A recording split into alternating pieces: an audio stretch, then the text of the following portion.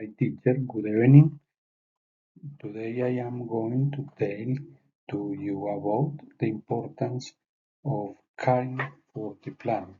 To help protect our planet, it's important that we change some of daily habits.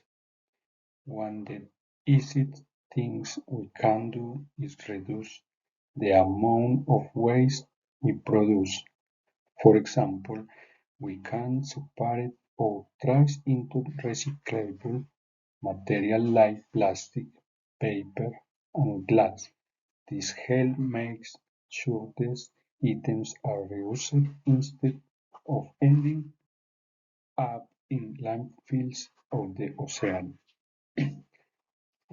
Another important habit in so water we can do this by turning of the tap while brushing our teeth or fixing a leak at home.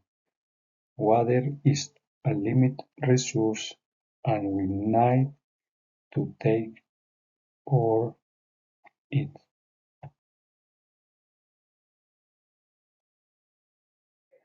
Another great way to take care of the planet is by planting trees.